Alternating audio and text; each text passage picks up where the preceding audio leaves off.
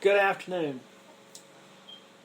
We have to talk something about what's going on with masks and those who want you to wear them and those who don't want you to wear them. Let me state a few facts. There is no 100% guarantee that if you wear a mask out that you will not catch the coronavirus. However, if everybody wears masks, the risk is significantly reduced. Not completely eliminated, but significantly reduced.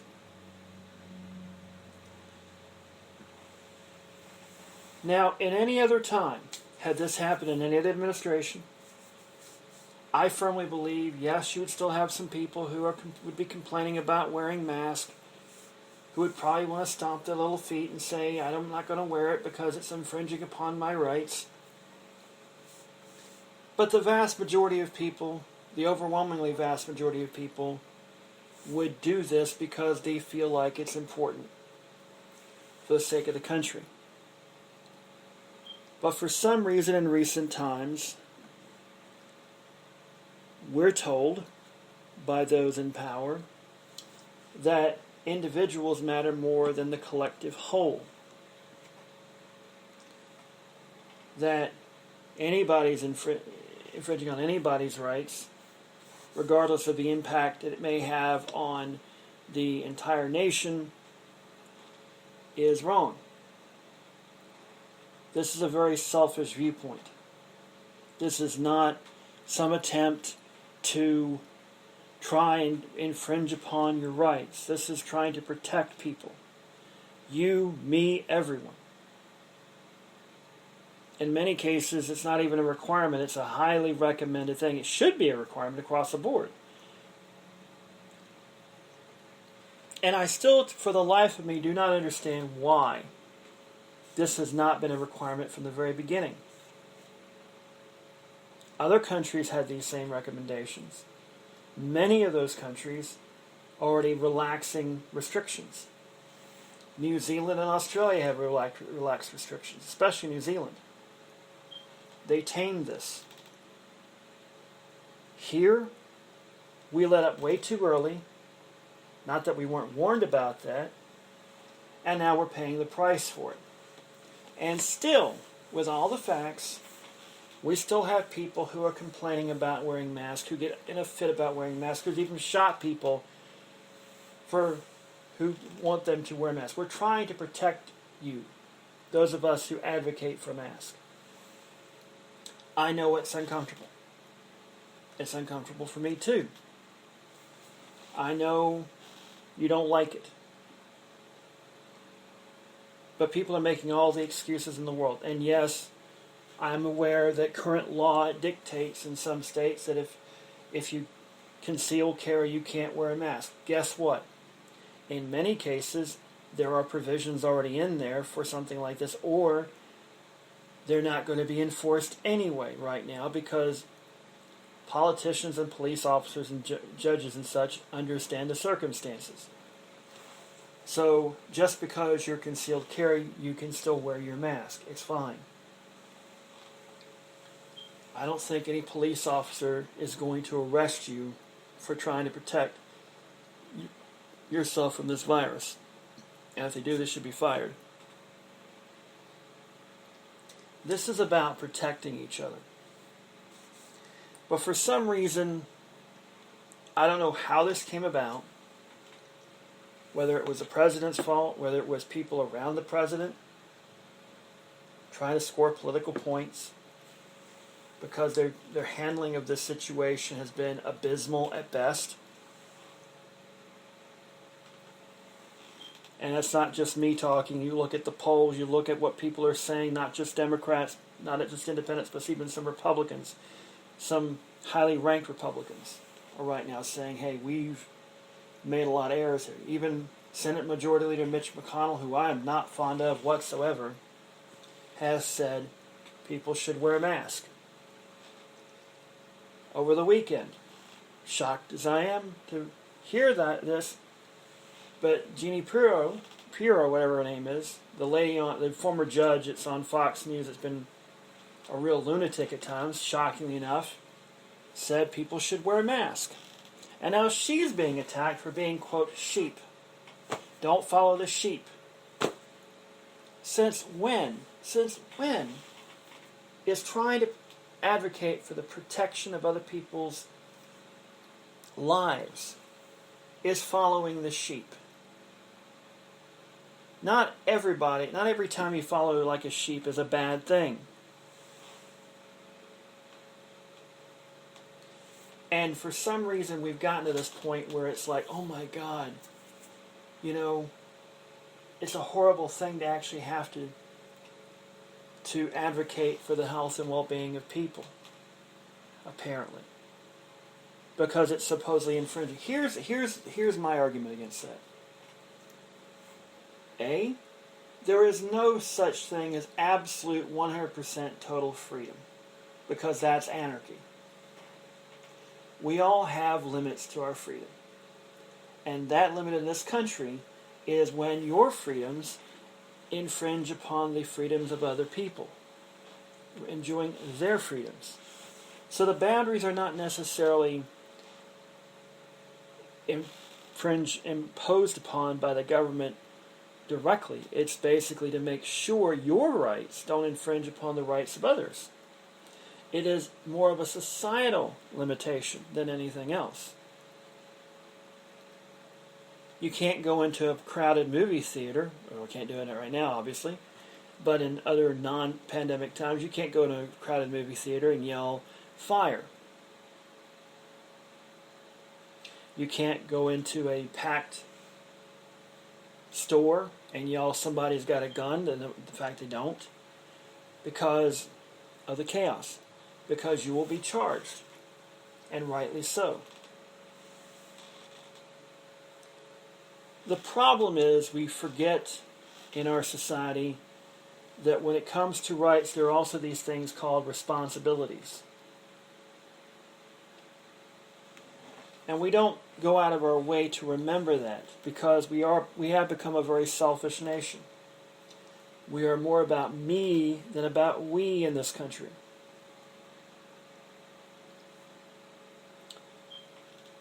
And the more I think about it, the more it just makes me really angry, because we should be thinking about each other right now. Many of us are, including myself. That's why I wear my mask out.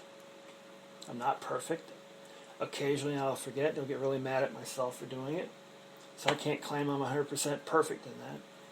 But I do my very best to remember to wear one when I'm out in public, not just to protect myself or my family, but other people, in the chance I might be carrying it and am asymptomatic, I should say. I'm trying to say that. Asymptomatic. Wearing a mask is not so much about protecting yourself as it is to protect others. That is the whole point of this. And I think it shows something about American culture right now, across a vast swath of people, racial groups and all this. It's about selfishness.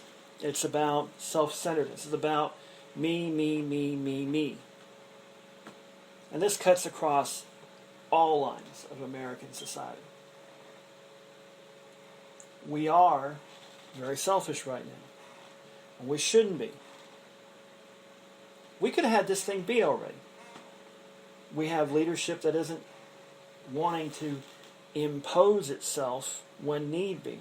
There are times in American history when the government has had to impose. World War II, they had to impose rationing. They had to, and people accepted it. Were they happy about it? No. Were there people who protested against it? I'm sure there were. But the vast majority of people understood we were at war against an enemy that wanted to conquer us. Okay? We don't understand that. That this is a disease that has no, it's not even alive, it's a virus. It doesn't care about you. It just wants to do its job. because it's programmed that way. It's by nature. I don't know how it came about.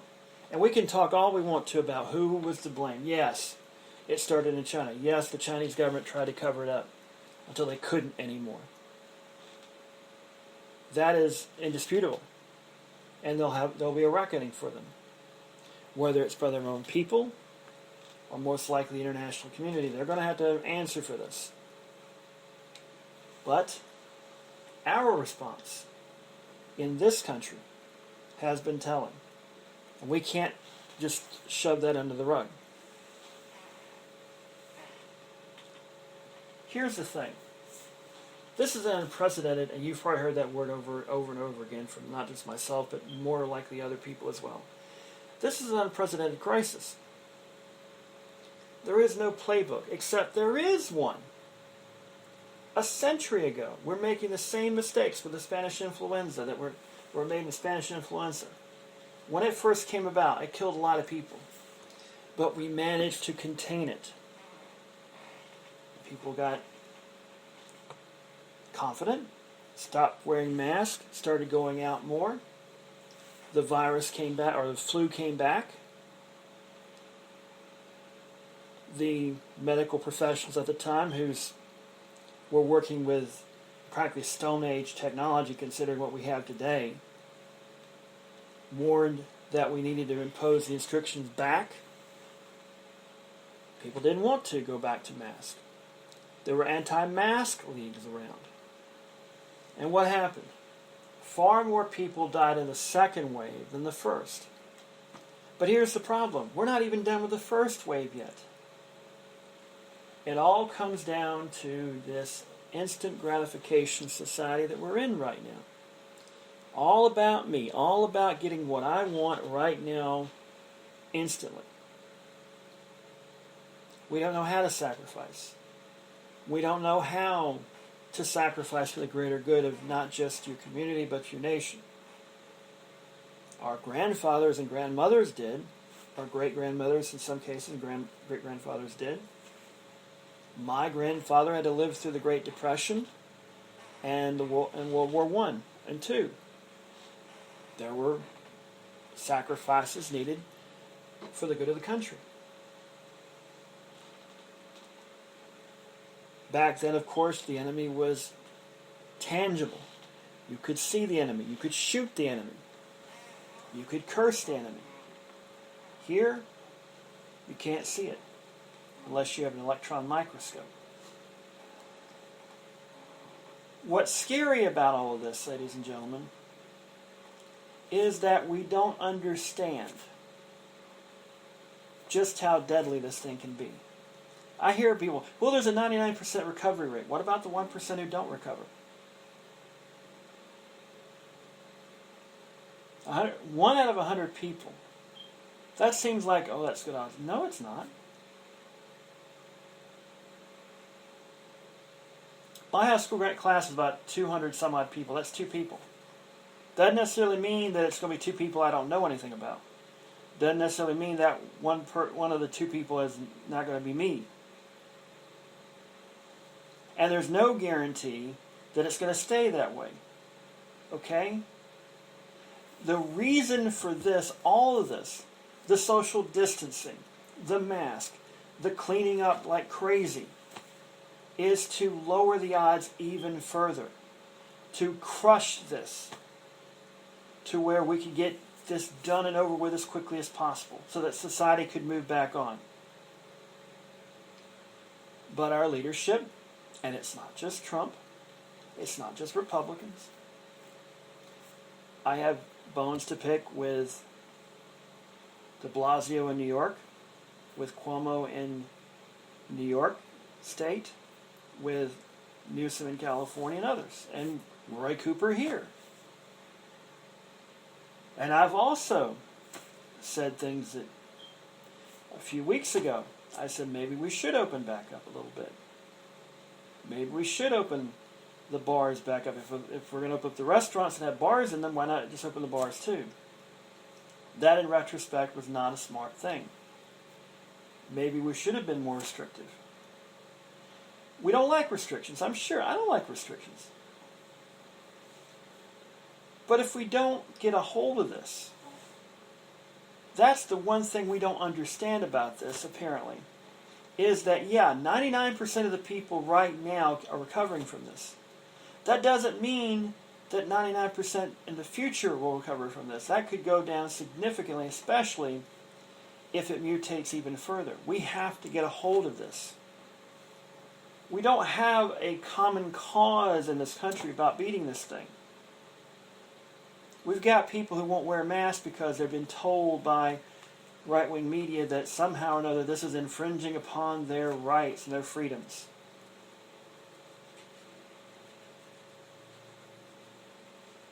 By that logic, allowing the government to impose rations during World War II was an infringement upon their freedoms.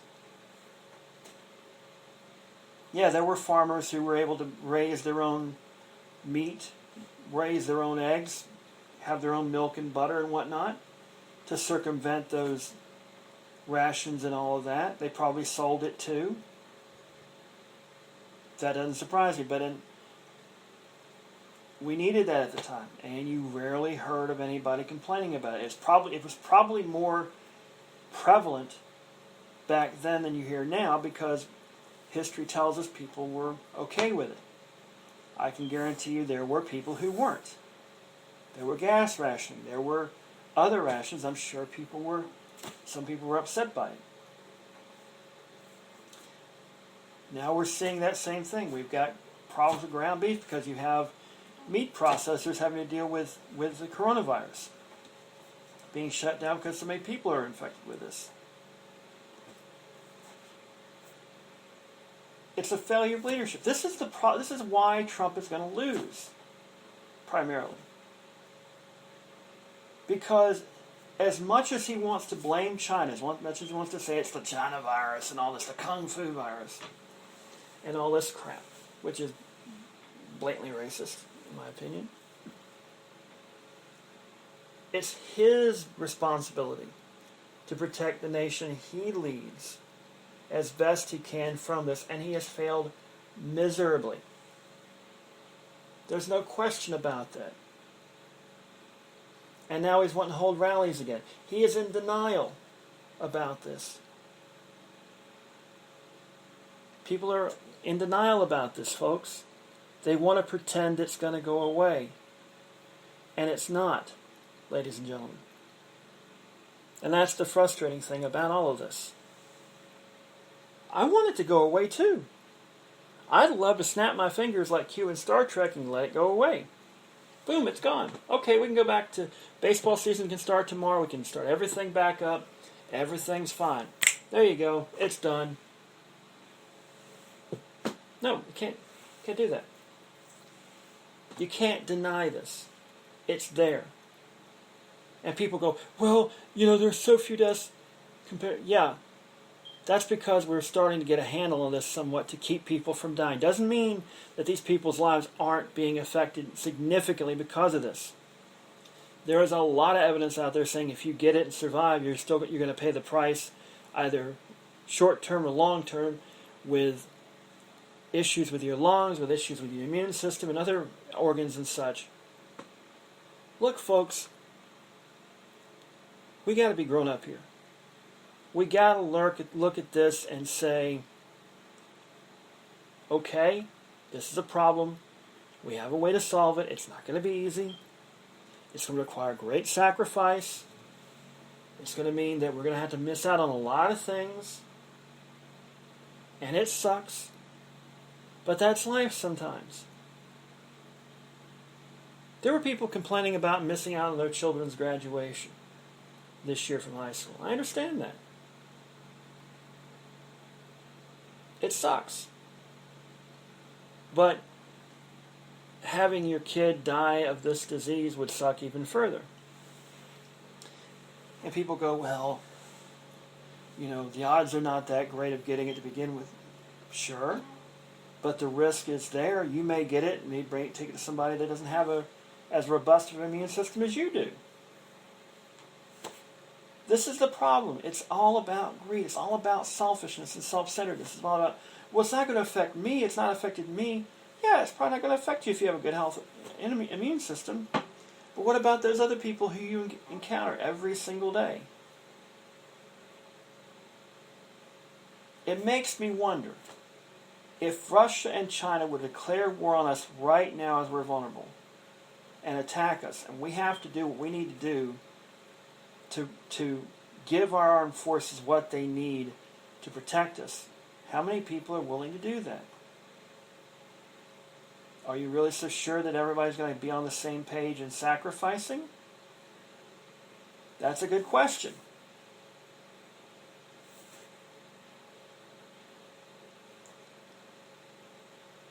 This is a crisis, folks. Much worse than 9/11. We've lost somewhat, 330,000, 140,000 people because of this in 3 months, 4 months? Something like that? That's a whole lot of people. And you can say, well, other diseases kill. Yeah. Not as quickly as this. And this is something we could, and to me it's just making excuses so that you don't have to to sacrifice in order to get rid of this. Look, I lost my job because of this. I had a damn good job. And I lost it because of this. I'm willing to do what's necessary to beat this thing. Okay? People are going to say, well, you shouldn't have to. Yeah. I really don't want to do it. But if it means staying at home when I'm not working, I'll do it. If it means being bored off my butt, watching Netflix or Hulu or YouTube or Amazon Prime or whatever, I'll do it. To protect other people. That's not happening because people want to be out on the lake, they want to be out on the beach, This is a test, ladies and gentlemen. This is a test of your compassion for other people, and you are failing miserably. You don't care about your fellow Americans. You just care about your kith and kin, and even then, you probably don't, because at the end of the day, it's all about you. That's the problem in this country. This goes way beyond the pandemic. This has been with us for decades. We used to be a country that thought about our neighbors and such. We used to know our neighbors. We used to get involved in the community. We used to think about that. And there are people who they still do. But more often than not, they don't.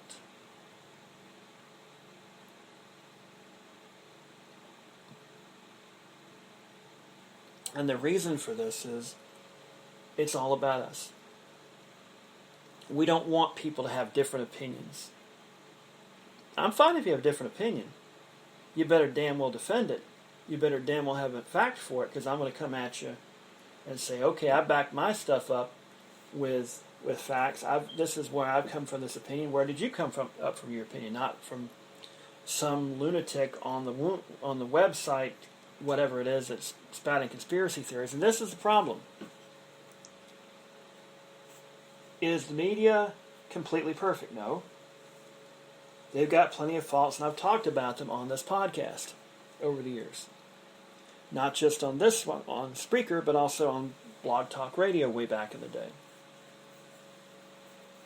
It's the fact that there are people who wholesale reject media completely. Not because of what their experience is, but because somebody has told them that the media is out to get them. The media lies. Here's the problem with that. Okay? And let me tell you why the so-called liberal media isn't what you think it is. There are some people who believe NBC, CBS, ABC, CNN, all these major newspapers are all lined up in unison, arm in arm, against the right wing, against Trump, against other people like that. Okay? NBC, ABC, and CBS are competing one another to get advertising. It's a very tough business. Advertising dollars aren't what they once were. They don't have the budgets they used to have in Cronkite's day. Okay? They're trying to have this extraordinary news coverage outfit basically on a shoestring because investors want to get a return on investment. And more often than not, companies are wanting to get by spending as little as possible to get the maximum amount of dollars. And that is not just in your little neck of the woods, that's across the board, including in newsrooms and news studios across the country, and newspapers and television networks and cable news networks and all of this around the country. The push for ratings is everything. And yes, news gathering isn't what it once was because it's not about just gathering news anymore. It's about getting people to watch the news. If you've ever watched the movie Network, back 40 years ago, almost 45 years ago now, it foretold what we're seeing right now, which is that in local and cable and national network news, it's no longer about getting the story right as much as it is getting people to watch the story. It's tabloid, it's sensationalist. It has infected so-called mainstream media. Okay? I'm going to tell you that right now. It's about popping a number. It's about getting people to click on your site, to watch your video, to watch your news coverage, your news programs, whatever. Because if you have a higher number, you generate more ad rates, you generate more money. That's why your local newscast doesn't always lead with the county commissioners are meeting today to discuss a new highway to come through. No, more often than not, it's somebody getting shot, or somebody getting robbed, or some fire, or some other sensationalist thing to get you hooked in to this. Let me give you an example. I'm venturing way off topic right now, admittedly, but I like talking about the media, and I'm going to talk about the media right now. We all will admit right now that child molestation and child abductions are a very big deal. But have they always been as big of a deal now and not back then, when you didn't have 24/7 media, when you only could get your news at 6 p.m., 11 p.m. on the local stations, when the newspapers were the main source of the meat and potatoes of media and such?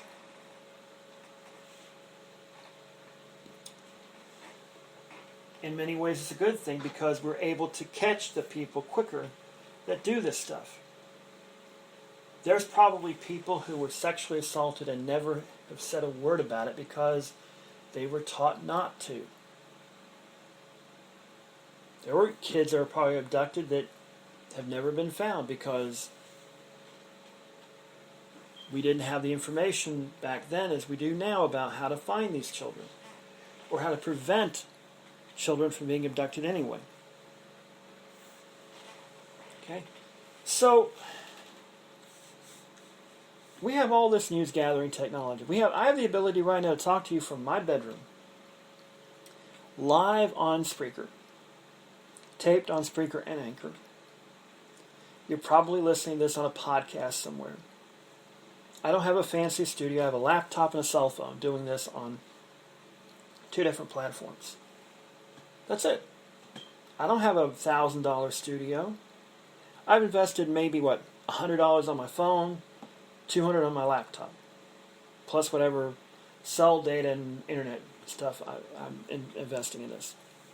Not a lot. Not compared to what it was 30 years ago. If I wanted to do something like this, I would have had to get an FCC license. I would have had to build a studio. I would have had to do all of this, get advertising and all of this. Ladies and gentlemen, this is life right now in America today. We communicate very, very quickly nowadays. And that doesn't always necessarily mean it's a good thing. That means there are people who will lie about this. And I don't know why this went just blank right here. I guess. Okay.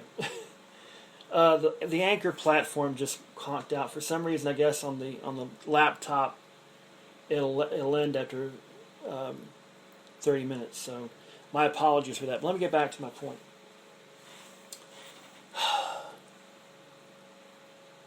We have a problem with people just throwing stuff out there and not having the facts straight and outright lying. Okay? It's one thing to have an opinion. I'm telling you my opinion right now. And I try as much as I can to back it up by reading news from a variety of sources, not just CNN, not just the major networks, but from the BBC, from NPR, from other sources. The reason I don't go for Fox is very simple. Rupert Murdoch. He has a long reputation of tabloid sensationalism. So I don't read it, because I know how it's going to be slanted to begin with. And by the way, for those of you who may not have heard of this, let me give you some information. Rupert Murdoch, his little Fox News network that so many people love, is not listed legally as a news network. It's listed as an entertainment network. You ever wonder about that? It's something you should wonder about. Because in many ways, ladies and gentlemen, in many ways, it is a problem. It is a situation we need to talk about. And it is a situation that we have to look at. Because if we don't look at it, ladies and gentlemen, in the reality of what's going on, not just what we want to think it's going on. Look, if I wanted to deceive myself in thinking that this is all some conspiracy by China to try and overthrow the United States of America, you know, I hate to tell you this, but it ain't happening. Because why would the Chinese government, whose biggest trading partner is the United States, try to undermine a country like we have and pretty much crash the global economy, including their own? Doesn't make any sense. And besides, if they were to have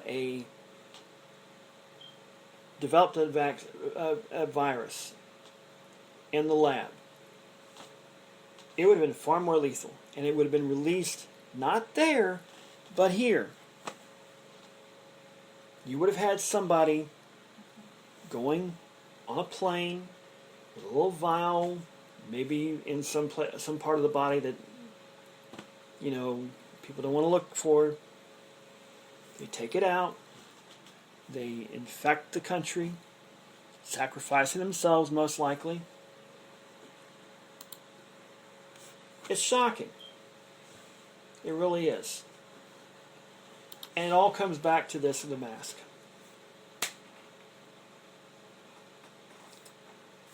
We have heard from people say that masks are, you know, an infringement upon your rights, which it's not.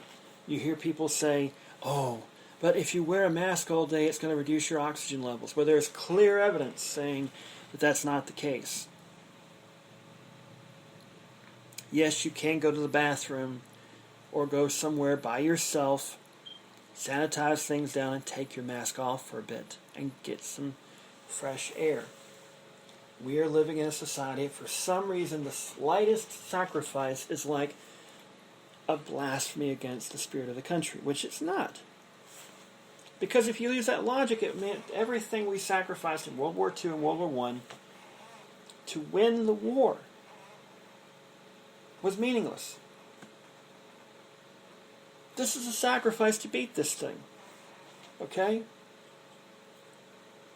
Yes, it sucks you can't go to a baseball game. Yes, it sucks you can't go to a concert. Yes, it sucks you can't go to a comedy club or any other gathering right now. It does suck. I'm not going to sit here and lie to you. But you want to beat this thing, or do you want to have it to where you can't go to Europe unless you sit in by yourself in a hotel room for 2 weeks, and maybe, just maybe, you're fine, because that's what it is right now. You can't go to Europe right now unless you're willing to self-quarantine for 2 weeks and then get tested.